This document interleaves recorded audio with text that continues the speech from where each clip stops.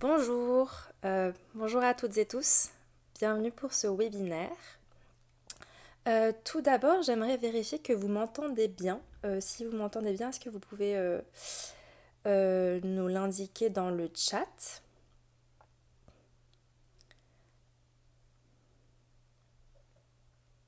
Il y a un petit délai, donc je pense que je vais avoir un petit temps de latence avant d'avoir un retour. Ok, apparemment, vous m'entendez bien.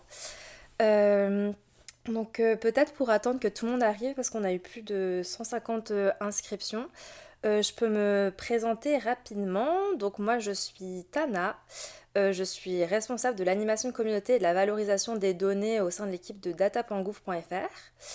Euh, et donc si vous aussi vous voulez vous présenter dans le chat, n'hésitez pas. Vous pouvez aussi l'utiliser pour poser toutes vos questions auxquelles pourront répondre nos intervenants aujourd'hui. Peut-être aussi un petit mot pour rappeler que ce webinaire s'inscrit dans le cadre de la rentrée de DataGouv.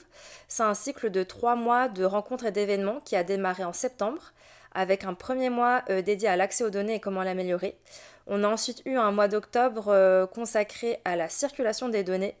Et le mois de novembre, celui dans lequel s'inscrit ce webinaire, est dédié à l'usage des données. Donc tous les enregistrements des événements passés sont disponibles sur nos chaînes YouTube et Peertube. Et donc ce webinaire, comme tous les autres, sera aussi enregistré et il sera aussi mis à disposition sur ces chaînes-là. Et comme je le disais, on a encore quelques webinaires avant la fin du mois de novembre. Donc n'hésitez pas à aller voir la programmation complète et à participer aux autres événements qui pourraient vous intéresser.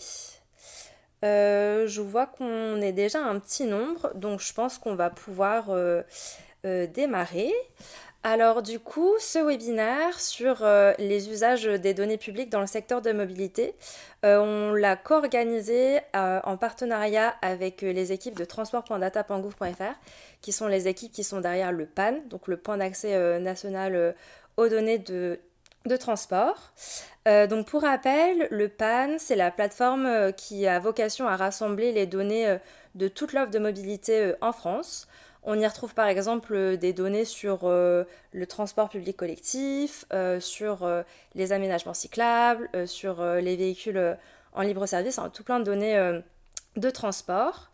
Et les équipes de Transport DataGouv, elles accompagnent aussi les producteurs de données dans la mise en qualité et la publication de leurs données, mais aussi les réutilisateurs en proposant des outils qui facilitent la réutilisation. Et donc l'idée aujourd'hui, c'est d'explorer ensemble comment en fait ces données de transport, elles peuvent être utilisées pour améliorer les mobilités et accompagner l'évolution des modes de transport. On a donc invité trois intervenants à venir, enfin trois structures et plus d'intervenants à venir nous partager leurs usages, mais aussi nous parler un petit peu des limites qu'ils rencontrent quand ils utilisent des données de transport et de leurs besoins. Donc si vous voulez vous présenter, chacun d'entre vous, on peut peut-être commencer.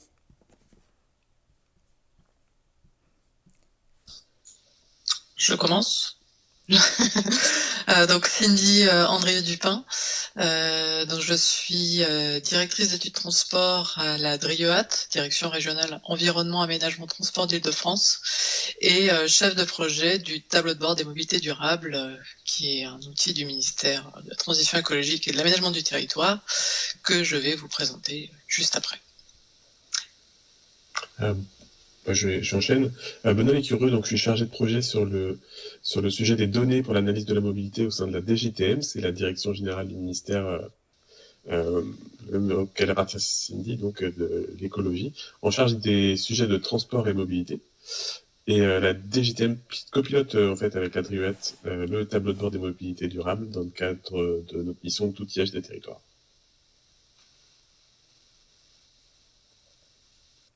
Bonjour, je suis Derek. Ouais, je fais partie de l'équipe des données de transit responsable des données statiques et des données de mobilité partagées en France. Moi, c'est Steven Miller. Je suis chef des affaires publiques chez Transit. Je travaille avec Derek sur notre expansion en France et ailleurs en Europe.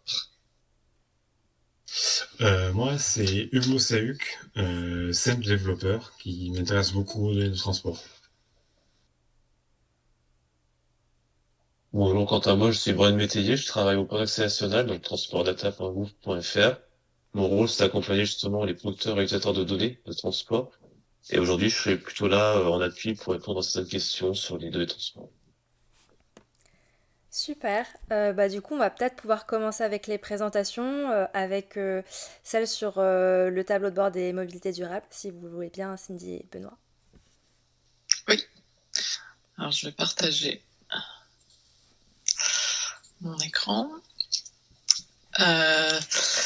Donc oui, bah merci à l'équipe de DataGouv pour l'invitation. Avec Benoît, on va vous présenter le tableau de bord des mobilités durables, qui est un outil qui est développé donc par les ministères de l'aménagement du territoire et de la transition écologique, et qui vise à accompagner les territoires dans leur transition écologique et l'élaboration de politiques publiques de mobilité plus sobres et durables. Donc l'outil repose sur un socle d'indicateurs clés de la mobilité du quotidien, tels que les indicateurs sur les déplacements domicile-travail, donc par exemple la répartition modale, les flux de déplacement, des indicateurs sur l'offre cyclable, sur l'offre de transport collectif, ou encore sur la composition du parc de véhicules, ou aussi sur le mobilité partagée, notamment le covoiturage. Et donc ce sont des indicateurs qui sont standardisés et qui s'appuient sur des données territorialisées, disponibles à différentes échelles. Donc on peut choisir de l'échelle régionale à l'échelle communale. Donc on peut choisir un territoire, donc par exemple choisir département du Calvados, et le zonage, donc à l'échelle intercommunale ou commune, puisque là on est à l'échelle d'un département. Et ensuite vous avez à disposition donc toutes les valeurs de l'indicateur basées sur ces données territorialisées, avec une mise à jour qui est faite chaque année. Donc c'est un outil qui s'adresse principalement aux collectivités territoriales et aux autorités organisatrices de la mobilité, les AOM, également aux services déconcentrés de l'État. Et donc c'est un outil qui permet aux territoires d'établir un état des lieux de leur situation, d'identifier des leviers d'action mobilisables dans le développement des mobilités durables. Donc par exemple, je vais montrer rapidement, si on prend l'indicateur linéaire cyclable pour 1000 habitants, donc on est sur le département du Calvados, donc vous avez ici la valeur, 1,9 km pour 1000 habitants sur ce département. On peut restreindre uniquement aux aménagements sécurisés, pistes cyclables et voies vertes. On voit qu'il y en a 1,6 km pour 1000 habitants. Si on veut la valeur brute, on a ici directement la valeur, ce qui représente 1095 km d'aménagement cyclable sécurisé sur le département du Calvados. On a des statistiques sur ici les intercommunalités du Calvados, donc quelles sont les valeurs min, max, médiane. On a accès à un historique, donc nous là ici on remonte jusqu'à 2022. Comme je disais, les données sont mises à jour chaque année, donc ce qui permet de voir l'évolution ici du développement des aménagements cyclables sur ce département. Et puis pour chaque indicateur, vous avez une fiche méthodologique qui explique la méthode, la définition de l'indicateur, une note de lecture, les sources de données, et je vais y revenir, et la méthodologie de construction. Et puis après, une autre partie qui remet l'indicateur dans son contexte de politique publique. Donc quels sont les enjeux autour de cet indicateur, les réglementations et aides disponibles, et d'autres ressources complémentaires. Et ensuite, vous avez aussi accès pour chaque indicateur à une page graphique avancée qui permet d'avoir diverses représentations graphiques de l'indicateur.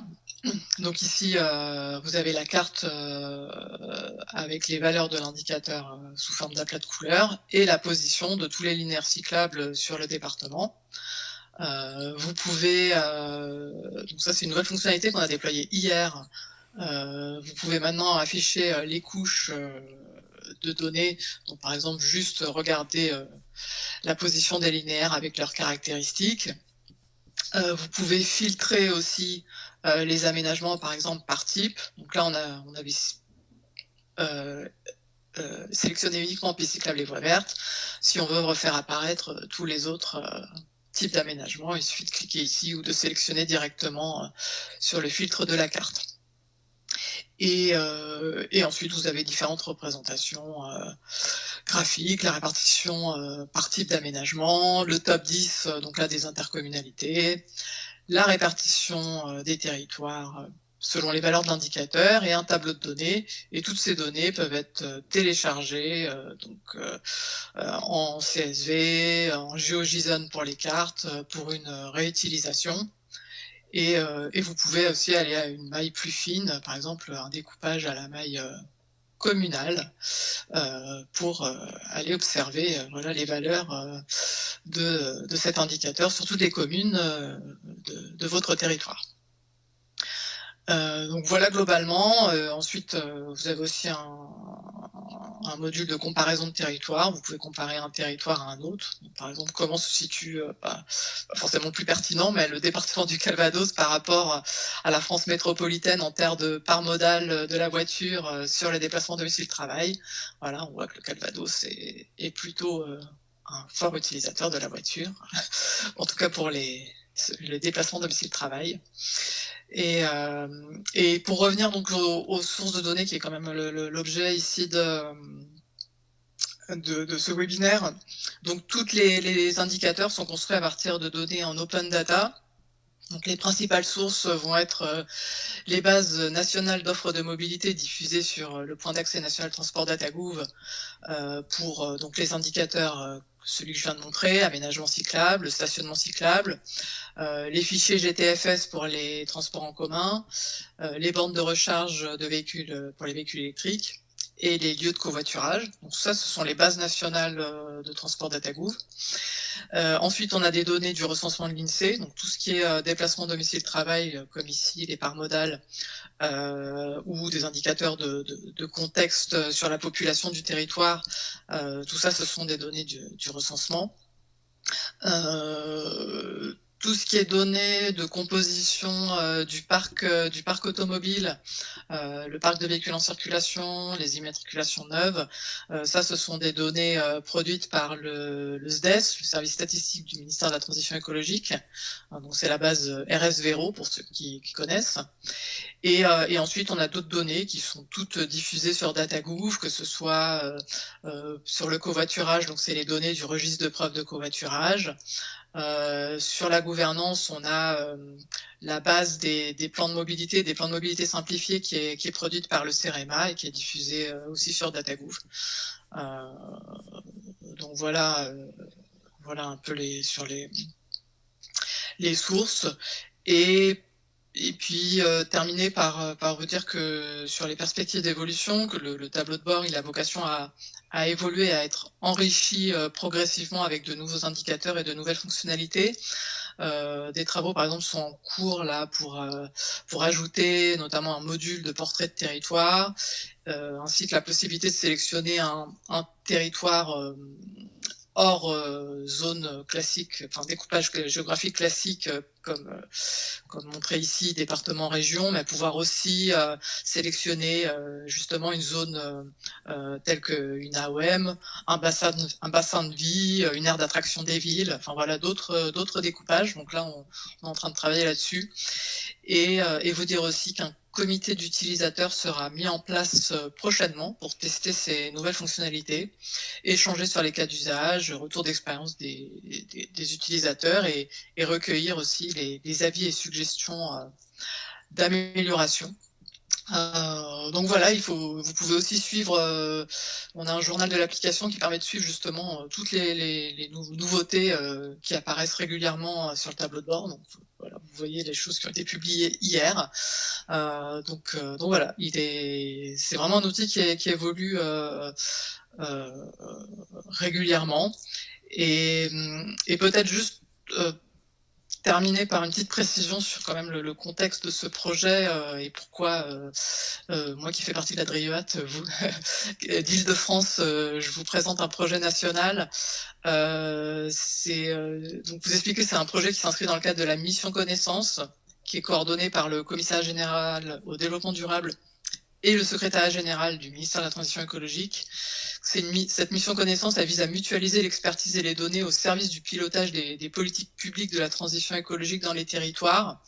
Et c'est dans ce cadre de cette mission connaissance que la DRIEAT porte ce projet donc, de tableau de bord des mobilités durables, en collaboration bien sûr avec la direction des transports, la DGITM, et donc avec Ecolab, qui est le laboratoire d'innovation du CGDD, qui coordonne en fait cette mission connaissance. Et donc c'est un projet qui a démarré en 2022 avec une phase d'expérimentation 2023, le développement de l'application en 2024 et l'application qui a notamment été lauréat du fonds d'investissement numérique et données pour la planification écologique.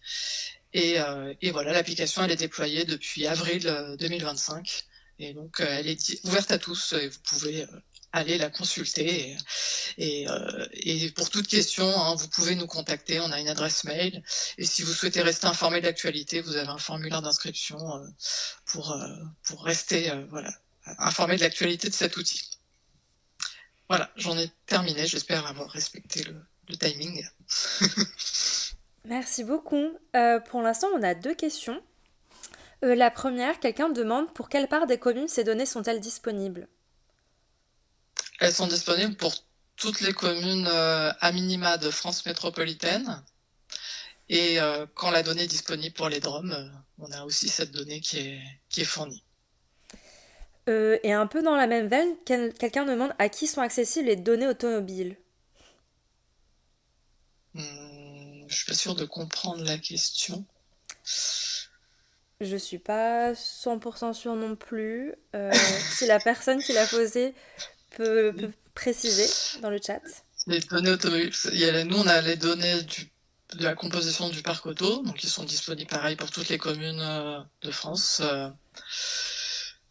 Donc vous avez la composition par motorisation. Alors là c'est encore un vignette critère, mais voilà. Par exemple, vous pouvez voir la part de véhicules électriques en circulation, d'autobus, d'autocars, et après la part de vente de véhicules neufs, pareil par motorisation, que ce soit pour les véhicules particuliers, les bus et les cars. On n'a pas pour l'instant de données de trafic routier, je ne sais pas si c'est ça la question, mais on essaye de récupérer aussi ces données pour construire des indicateurs sur ces sujets-là. Super. Bah, du coup, je pense que c'était tout pour les questions. On peut peut-être enchaîner avec Transit. Je vais partager mon écran.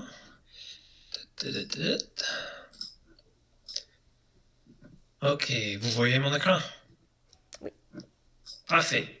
Ok, bonjour tout le monde. Je m'appelle Steven Miller. Je suis chef des affaires publiques chez Transit. Je vais être ici aujourd'hui avec mon collègue Derek qui va prendre le relais. Mais d'abord, pour ceux qui ne connaissent pas Transit, on a une application de navigation. On est basé à Montréal, fondé en 2012 et on est une équipe de 100 personnes. Évidemment, moi, je ne suis pas français, mais je suis basé à Paris. Et notre utilisation des données de transport DataGouv, c'est surtout pour aider la navigation quotidienne des usagers des transports en commun. Voici des écrans majeurs de l'application qui montrent en fait le vélo partage, l'auto partage, les lignes de bus, le métro, la navigation étape par étape, etc. Pour ces fonctionnalités, en fait, on utilise GTFS et GBFS beaucoup dans notre quotidien dans l'application. GTFS, c'est le standard de données pour l'information voyageur théorique et aussi en temps réel. GTFS Real-Time, c'est utilisé pour le temps réel. Et aussi pour le positionnement de véhicules, qui n'est pas partagé si souvent en France, mais parfois, le positionnement de véhicules, c'est aussi important pour les usagers.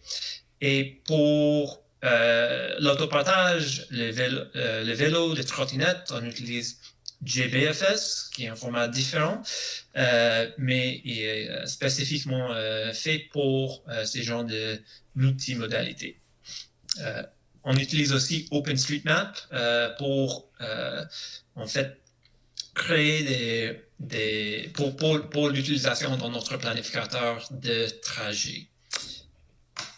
Et voici comment ces données-là sont montrées dans l'application, dans le quotidien des usagers. Par exemple, à gauche, le temps réel des bus. C'est un exemple de Montréal, mais c'est le même standard, le même type de données qu'on utilise ici en France, GTFS et GBFS pour le temps réel de bus, le positionnement de bus et la planification de trajet. Aujourd'hui, on est dans 1000 villes et régions dans 29 pays à travers le monde, y compris en couverture 100% en France, des réseaux qui sont disponibles dans le point d'accès national. Mais comment on est arrivé là? C'est pas une histoire simple, mais c'est Derek qui va prendre la suite. Derek. Merci Steven. Moi, je suis Derek. Je suis responsable des données statiques en France et de mobilité partagée. Mais ouais, avant de parler du pont d'accès national, il faut comprendre d'où nous venons. Notre histoire en France, c'est une progression lente, mais pendant longtemps. Prochaine slide. En 2014, nous arrivons avec quelques villes. Paris, Rennes, Nantes, Strasbourg, Bordeaux, Toulouse. Chaque intersection se faisait à la main. On cherchait le GTFS un par un. C'était plutôt artisanal. Prochaine slide. En 2015, on ajoute Brest, Metz, Lille, Grenoble, Nice. On commence à remplir la carte, mais chaque réseau représente des heures, parfois des jours de travail. Prochaine slide. En 2018, on ajoute Le Mans, Poitiers, Auxerre, Besançon, Montpellier, Toulon. On couvre davantage dans l'ouest et le sud, mais il reste beaucoup de zones blanches. On ajoute Saint-Malo, Saint-Nazaire, Caen, Rouen, Orléans, Vendôme, Tours, Nîmes. Donc, la Normandie, la Loire, le centre se remplissent petit à petit. Prochaine slide. En 2020, on a ajouté Dijon, Saint-Étienne et Cannes. Donc, la carte commence à rassembler un maillage cohérent. Et vers 2023 et 2023, après près de 10 ans, nous avons après 75 réseaux en production en 2023. Et en 2024, on a 125 réseaux. C'est beaucoup, mais c'est encore loin d'une couverture nationale complète. À ce rythme-là, il aurait fallu encore une décennie. Et en 2024, c'est là que tout change. Les régions publient plus largement et les données se centralisent. Et le pont d'accès national devient indispensable à notre travail. Et soudain, tout avance. Nous intégrons plus de données qu'en 10 ans. Notre carte passe d'une mosaïque incomplète à un territoire complètement couvert. Cette accélération manque un véritable changement d'échelle. Avant 2024, nous couvrions environ une centaine de jeux de données collectés an par an, portail par portail, dans chaque ville. Après 2024, tout bascule. Les données sont centralisées sur transport.data.group.fr et nous pouvons établir une liste exhaustive par région et avancer de manière systématique. Pour nous, ça a été un point de bascule stratégique. Ouais. Aujourd'hui, le PAN est véritablement notre point d'entrée principal pour les données françaises. Grâce au PAN, nous avons un accès centralisé à toutes les données GTFS et GBFS, ce qui rend notre travail beaucoup plus efficace et cohérent. Je voulais juste souligner qu'on fonctionne dans deux niveaux de suivi. Premièrement, c'est un suivi automatisé. Notre pipeline interne vérifie automatiquement les mises à jour ou les expirations toutes les 4 ans. Puis, dès qu'un flux change, il passe dans notre système de validation interne, ce qui nous permet d'intégrer très rapidement les nouvelles versions. Et deuxième point, c'est un suivi humain quotidien. Chaque jour, notre équipe des analyses de données analyse les alertes de pipeline, puis les anomalies les plus expirants, changements inattendus. De mon côté, je fais une veille régulière aussi. Je consulte les nouveaux réseaux publiés sur le PAN. Je suis abonné aux notifications email. J'ajoute des nouveaux jeux de données au fur et à mesure. Cette combinaison entre automatisation et suivi humain nous permet d'intégrer rapidement les nouveautés et d'assurer une continuité de service optimale pour les utilisateurs. Je vais juste montrer le schéma de la consommation des données. Donc, on consomme les données GTFS ou GBFS dans la forme de lien universel ou API. D'abord, on consomme les données théoriques. Ensuite, s'il y a des anomalies, notre pipeline détecte les anomalies puis envoie des notices aux analystes de données. S'il s'agit d'une notice d'erreur, ça peut quand même arrêter notre pipeline, puis c'est à nous de vérifier ce qui se passe. On peut quand même essayer de remédier de toute façon. On peut quand même utiliser les extensions JSON ou TypeScript, ou on peut quand même envoyer les messages au producteur des données.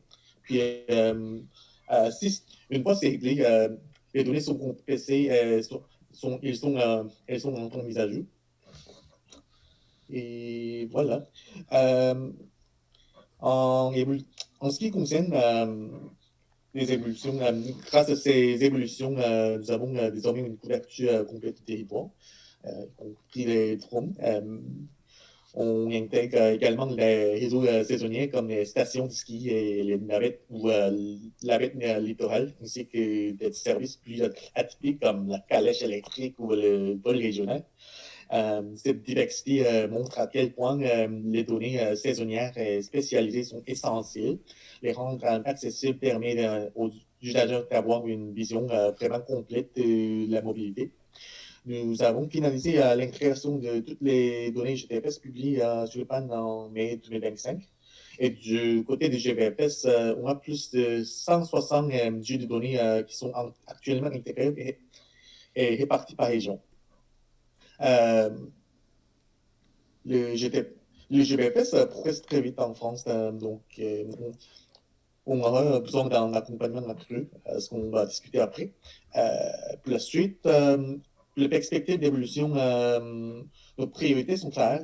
Finaliser l'intégration du GBFS, intégrer les données tarifaires FirstB2 dès qu'elles seront disponibles. On voit l'exemple de Lyon en Occitanie. Renforcer notre collaboration avec les collectivités et les opérateurs pour améliorer la continuité des données. Et continuer à intégrer les nouveaux services au réseau dès les apparitions. Donc, grâce à la centralisation, on a quand même atteint un niveau d'ouverture des données de mobilité parmi les meilleurs au monde. Notre objectif, c'est vraiment rendre la mobilité plus simple, plus viable et plus accessible grâce aux données. Et en fait, ces données-là, cette relation avec Transport Data Gouv, c'est fondamental pour notre expansion en France, pour partager ces informations-là avec les usagers, avec les citoyens et les usagers des transports. Nous, notre modèle, en fait, il y a une souscription dans l'application qui s'appelle Royal. Donc, on est soutenu directement par les usagers, mais on travaille aussi avec les sociétés de transport, avec les exploitants ici en France, mais évidemment aussi au Canada, aux États-Unis, ailleurs en Europe, pour mettre en disposition l'application pour tous les usagers. En fait, donner un abonnement gratuit à tous les usagers. Et aussi, ça c'est très important, on travaille avec les exploitants et les opérateurs des systèmes de transport pour améliorer les données ouvertes qui sont disponibles, pas que à Transit, mais aussi aux autres applications et les autres points d'accès d'information pour les usagers quotidiens. En fait, pour nous, la base, c'est l'amélioration des données qui sont disponibles ouvertement, qu'on utilise. En fait, c'est une cercle vertueux, on espère, qui nous permet d'offrir une meilleure application aux usagers et aussi de travailler avec les fournisseurs de services et les fournisseurs de données pour améliorer les options pour les usagers. Donc, merci. Merci beaucoup. Il y a quelques questions dans le chat. Quelqu'un vous demande, est-il possible de récupérer les anciens fichiers GTFS d'une ville qui ne propose pas d'historique, mais seulement un fichier mis à jour chaque jour? On a quand même notre propre API qui archive les données, les anciennes données, puis on va pouvoir récupérer à partir de ces API-là. Ça marche. Il y a une deuxième question. Si je peux me Ah oui. permettre aussi, effectivement, aussi sur le plan national, on archive les données. Donc, du coup, tout en bas de chaque dataset, vous avez une revue qui s'appelle données historisées, donc vous pouvez récupérer tous les GTFS qui ont été publiés avant, même aussi NetEx, quel que soit le format de données. En fait, dès qu'une nouvelle donnée est mise sur le plan national et qu'on voit qu'il y aura une modification à l'intérieur de ce jeu de données, bah, du coup, l'ancien jeu est historisé. Donc, pas besoin de parler avec nous chez Transit. Je pense qu'en fait, vous avez aussi un autre archivage qui est un peu différent, qui va être aussi intéressant pour tous les producteurs aussi également.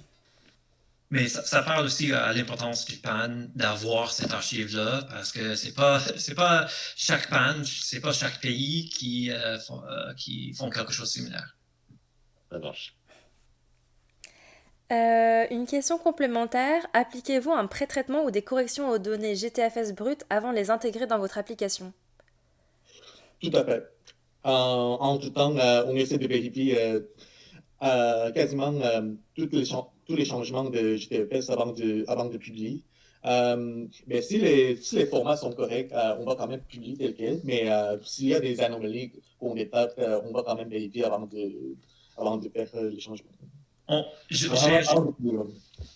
vais ajouter aussi que, en fait, la compression des données GTFS, GTFS est déjà assez léger, mais on a une compression des données qui nous permet de télécharger automatiquement les données théoriques pour une région sur le portable des usagers dans le background.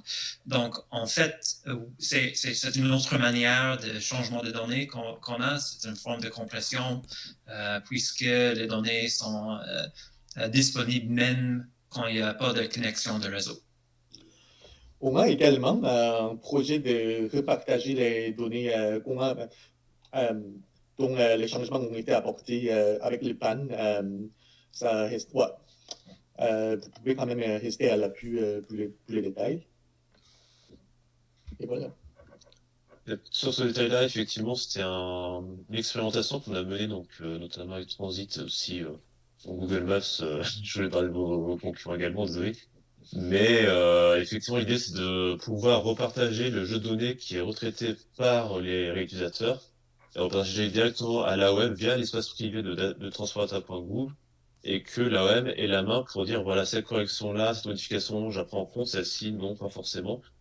Et donc, pour l'instant, c'est à l'état d'expérimentation, on souhaiterait généraliser cette fonctionnalité Pour l'instant, on a juste des soucis un peu techniques parce que quand les données sont retraitées par un utilisateur, des fois, ils changent l'identifiant des arrêts. Ce qui fait que quand on compare les deux fichiers, le fichier original et le fichier modifié, on n'arrive pas forcément à faire correspondance. Donc, il y a cette barrière technique à passer, mais l'idée, c'est de pouvoir généraliser cette fonctionnalité. La même personne demande, est-ce que ça vous arrive de proposer des améliorations au format GTFS des villes avec lesquelles vous collaborez? Oui, on envoie des emails s'il y a des anomalies majeures qui nous empêchent de consommer des données, mais on peut quand même proposer des améliorations à apporter en termes de partenariat, mais ouais, je suis quand même assez flexible. Je vais ajouter aussi que c'est pas que les améliorations aux données qui nous sont données, mais aussi des améliorations au format GTFS lui-même. Par exemple, tout récemment, on a ajouté quelque chose qui s'appelle CEMV Support. C'est pour indiquer qu'un système de transport accepte le paiement sans contact, le contactless. Avant, c'était plus difficile d'ajouter ce genre d'informations au GTFS parce qu'il faut avoir un GTFS Fares V2 qui n'est pas simple à faire. Mais maintenant, si le souhait, c'est pas de partager toute l'information de la grille tarifaire, mais juste le fait que les usagers peuvent utiliser le paiement carte bancaire, c'est maintenant possible. Et c'était grâce à un travail qu'on a fait avec un partenaire Société de transport et la communauté GTFS pour ajouter ces genres de données dans GTFS lui-même.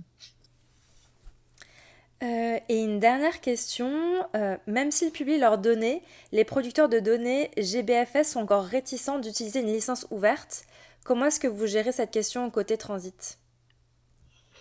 C'est un des défis que je voulais aborder avec le PAN aussi.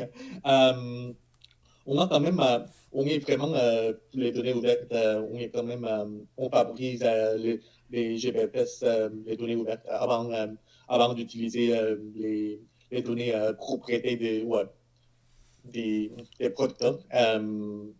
C'est une question qui est en cours, qui doit continuer. On doit tout à fait pousser les données ouvertes. C'est tout ce que je peux. Super, merci beaucoup. Si tu veux, Hugo, on peut enchaîner. Très bien.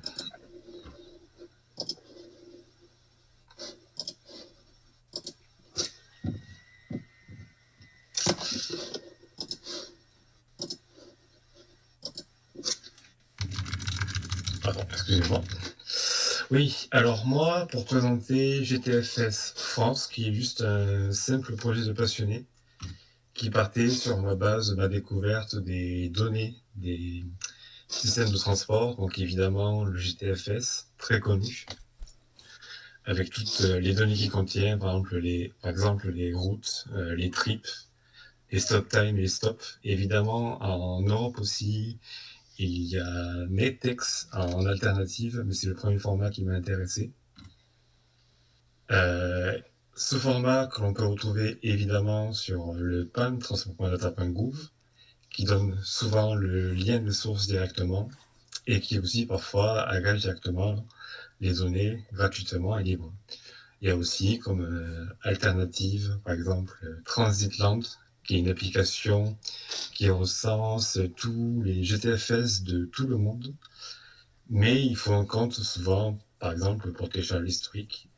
Il y a également Mobility Database qui abrège les stocks de données de transport et qui a cette fois-ci un catalogue accessible gratuitement.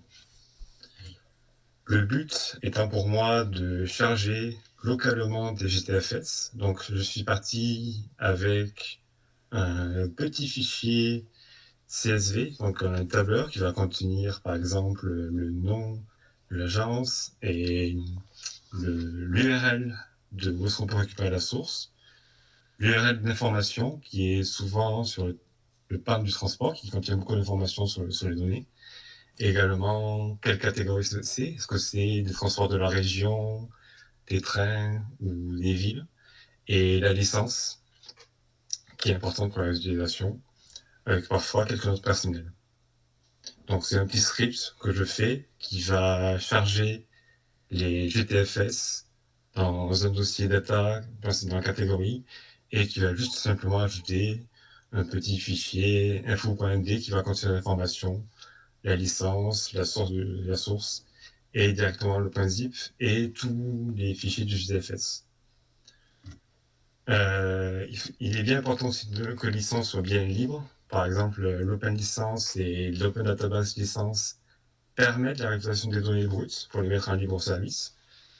Mais par exemple, il y a d'autres licences comme la mobility licence où il est requis de s'identifier l'utilisateur. Il faut donc avoir en compte et c'est pas possible de partager comme ça aussi facilement. Au début, évidemment, comme beaucoup de monde, j'ai commencé à faire avec quelques sources manuelles, c'est-à-dire par exemple pour les trains SNCF, les régions, où j'utilisais déjà les données de transport data.gouv et aussi également, par exemple, les villes qui ont souvent des portails d'open données que pour les villes, ce qui est souvent intéressant. Et donc ça, c'était manuellement.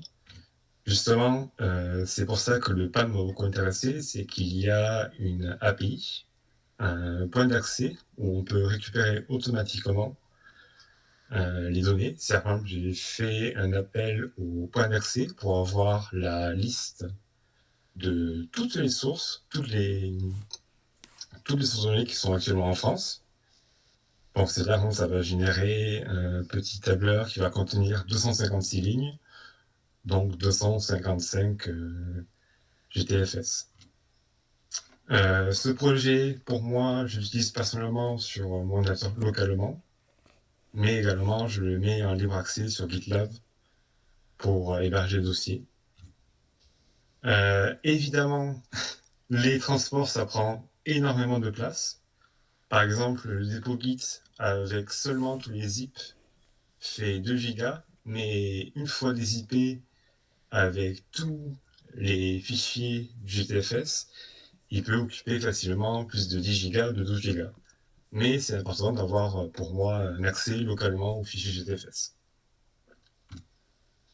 On peut par exemple utiliser ces fichiers GTFS ensuite dans des logiciels comme OpenTree qui localement va charger les données avec OpenStreetMap et les fichiers des routes, par exemple, et également les fichiers GTFS qu'on peut les faire charger pour localement planifier un itinéraire. Par exemple, ici, j'avais chargé le GTFS de Toulouse et j'avais réussi à obtenir localement l'itinéraire d'un point à un autre. Personnellement, j'utilise ces données pour mon application d'analyse des états des régions. C'est-à-dire que là, je voulais avoir toutes les données pour une région ou un département pour savoir comment est-ce que la région est-elle desservie en train, mais également en bus et par les transports locaux. Ça peut répondre à la fameuse question de combien de pourcentage d'un département est desservi par les trains. Également, plus récemment, je me suis intéressé à d'autres formats, comme par exemple le format GVFS, qui est le format pour les vélos. C'est un format qui est indirect, qui va pouvoir dire le nombre de stations et le nombre de vélos qu'il y a dessus. Donc prochainement, je vais juste faire un petit GitLab où je vais héberger juste des petites statistiques, donc combien il y a de vélos par ville, et ça permettra d'aller un peu plus loin. Dans le futur, évidemment, j'aimerais bien faire aussi les NetEx, qui vont être et qui vont et seront la donnée standard des transports en Europe. Et surtout, ce qui m'intéresserait beaucoup, ce serait d'avoir des comparaisons avec le GTFS. Étant donné que le GTFS pèse beaucoup, comme nous l'avons vu, 20 gigas, est-ce que le NetEx pèsera moins lourd? Il y a également d'autres données qui pourraient m'intéresser, toutes les données en temps réel, pour savoir, par exemple, combien est-ce qu'il y a eu de retard sur cette journée. Donc on pourrait imaginer un petit fichier d'information qui va te dire aujourd'hui il y a eu 6 trains en retard sur sa ligne et ça pourrait être intéressant pour savoir comment sont desservis les gens. Et également d'autres formats qui seront à venir. Donc par exemple, c'est juste un petit GitLab où dans les datas des régions, on peut voir un petit fichier info et également juste les données et également le fichier GTFS. Donc c'est vraiment un moyen d'avoir localement le GTFS sur un ordinateur pour des utilisations futures. Super, merci beaucoup. Je vois pas encore de questions à ce stade, mais si on poursuit la discussion, ça va sûrement en faire venir. Du coup, notamment côté transit, vous avez déjà commencé à l'aborder, mais l'idée là, c'est de voir, enfin, de discuter aussi des limites que vous rencontrez, des blocages aussi que vous essayez de surmonter, de mieux comprendre quels sont vos besoins aujourd'hui pour favoriser vos usages de données de transport. Je ne sais pas si cette question évoque quelque chose à quelqu'un, si quelqu'un veut prendre la parole sur ce sujet. Bah, je veux bien commencer on exploite, il y a les données GTFS, mais nous on exploite aussi plein d'autres données aussi disponibles sur le PAN. Et effectivement, on a pas mal de. Alors, sur les GTFS, on a rencontré déjà pas mal de difficultés. Je serais intéressé d'échanger avec les autres intervenants, notamment sur tout ce qui est doublons avec parfois des noms de stations qui sont pas renseignés de la même manière et donc à croiser qui sont pas toujours faciles. Rien qu'à Paris, la ligne 2B ou la ligne 2 bis, etc. pour un exemple comme ça. Et sur lequel on a pas mal de difficultés puisqu'on a aussi traité là, les GTFS, mais de manière, je pense, moins complète que les autres intervenants. Après, nous, on a aussi des difficultés avec. C'est sûr que l'avantage du point d'accès national, c'est qu'on a accès directement à des bases nationales. Et comme le disaient les précédents intervenants, ça évite d'aller se greffer sur X open data locaux qui sont vraiment très très complexes. Et on a aussi une standardisation des données, parce que c'est vrai qu'on l'a pas évoqué, mais la plupart des bases nationales du PAN respectent un schéma, ce qui facilite énormément le travail. Donc, il y a le format GTFS pour les données de transport en commun, format GBFS, mais pour la base, par exemple, des linéaires cyclables qu'on a montré, il y a un schéma des aménagements cyclables, il y a un schéma du stationnement cyclable, il y a un schéma des bornes de recharge électrique, et ce qui facilite quand même grandement après la réexploitation de ces données. Mais malgré ça, on a encore des producteurs qui ont du mal parfois à respecter le schéma, qui le renseignent mal. Donc nous, on a eu beaucoup de difficultés avec les bornes de recharge électrique parce que en fait, les producteurs n'arrivent pas bien à comprendre le schéma, c'est mal renseigné. Et donc voilà, ça c'est des difficultés. Bon, après, je sais pas s'il y a des solutions à part continuer à communiquer auprès des producteurs, les inviter aussi à partager les données, puisqu'il y a encore beaucoup de données, je pense sur les données GBFS. Nous, on aimerait avoir une base nationale sur le vélo en libre service ou sur l'autopartage. Et je lance un appel aux producteurs. Ce serait bien que tout le monde diffuse ce type de données, parce que pour l'instant, on n'a pas une couverture nationale.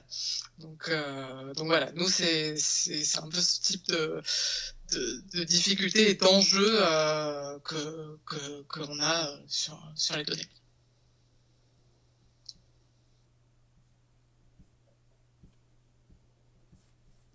Est-ce que quelqu'un a envie de réagir?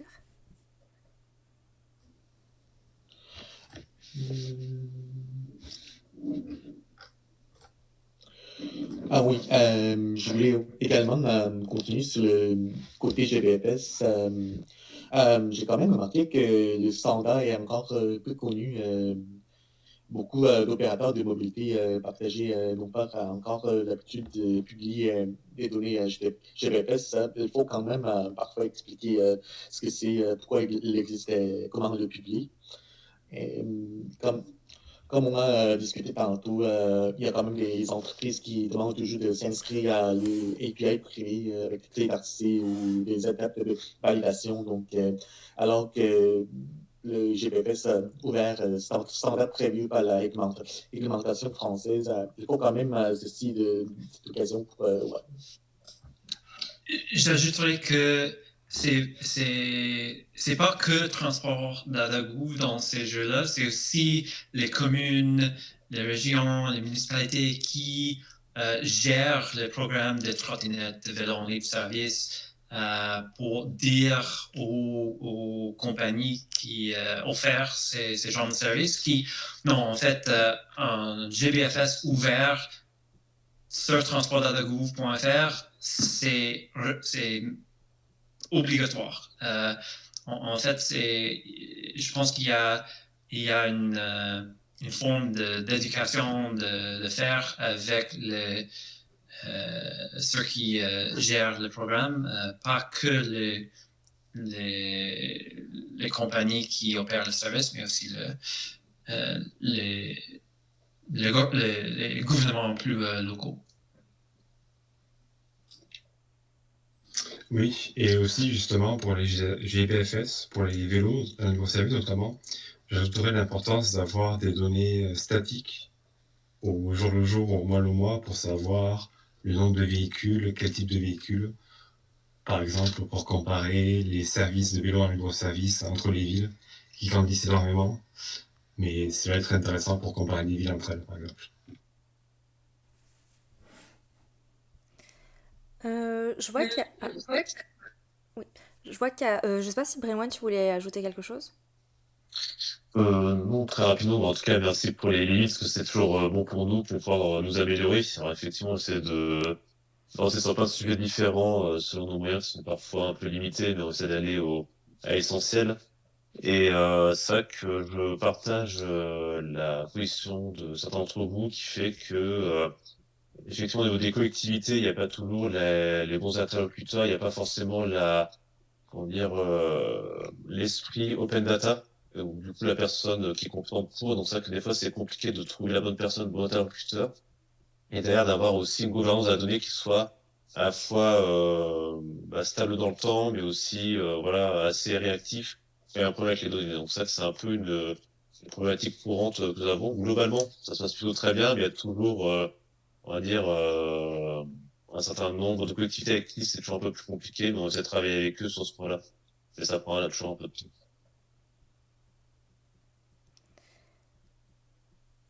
Je vois qu'il y a pas mal de questions qui sont posées dans le chat. Alors, je reprends la première. Faut que je remonte un peu. Quelqu'un nous demande, enfin moi j'ai pas de billes sur cette question et je pense que c'est un besoin qu'on pourra refaire monter, mais peut-être que Brewen t'aurait des pistes. Quelqu'un nous demande, est-ce que data.gouv.fr pourrait publier un jeu de données représentant le réseau des transports en commun en Île-de-France sous forme de graphe lisible par machine? Alors là, je sais pas trop ce qui est entendu par graphe. Donc, là, j'ai besoin un peu plus de précision pour pour la question. Je Alors, pense que c'est graphe de transport, du coup, par rapport à ça, mais je pense qu'on peut en faire c'est possible pour utiliser et de présenter de cette manière-là, mais là, ça demande un peu d'investigation côté développeur, par contre. ça marche. Bon, du coup, on va demander un peu de précision. Euh, alors, la suivante. Qu'est-ce que vous pensez des GTFS mis à jour de manière journalière? Plusieurs réseaux arrivent à avoir un GTFS sur plusieurs jours, voire plusieurs semaines. Qu'est-ce qui fait qu'on prévoit que le jour suivant?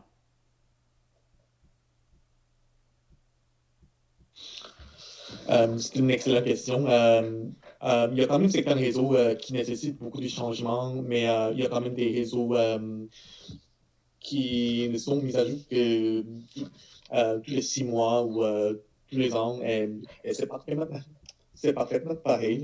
Tant que les données sont valides, on n'a pas vraiment de préférence. On régule les données tous les 4 mois, mais je suis quand même également au courant qu'il y a d'autres acteurs qui prennent plus de temps de consommer les données que les autres. Donc, c'est une- c'est vraiment une question de... Il n'y a pas de... Il n'y a pas de bonne réponse, mais ça dépend largement des besoins de l'organisation. Oui, et je souligne ce que Derek a dit. Si les données est valide, c'est pas un problème.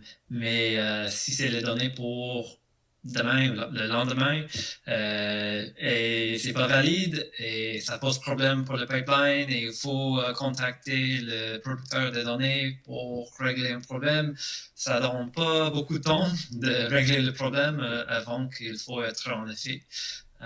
Donc, il faut être sûr avant de faire un changement de lancement. Et là-dessus, on n'a pas de recommandation à donner non plus. Il n'y a pas voilà, tout dépend effectivement de chaque producteur, comment il s'organise. Le plus important, c'est vraiment qu'il y ait une continuité de la donnée, c'est vraiment vital. Ça marche. Une autre question, la disponibilité des données futures est un sujet, notamment pour donner de la visibilité à 3-6 mois aux usagers. Il serait intéressant d'inciter les organisateurs de mobilité à publier avec une prévenance acceptable. Est-ce que c'est quelque chose qui est envisageable ou possible?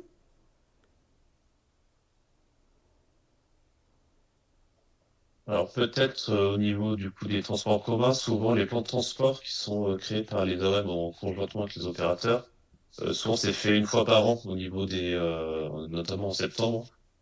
Après, effectivement, certains ont plutôt un mode de fonctionnement plutôt saisonnier. Donc, effectivement, s'ils peuvent avoir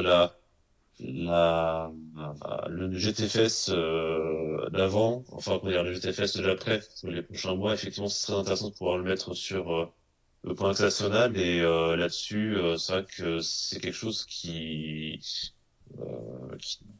lequel on n'a pas vraiment encore travaillé, nous, côté point d'accès national, pour faire une fonctionnalité, par exemple, pour dire, voilà, un nouveau GTFS arrive, ou quelque chose comme ça.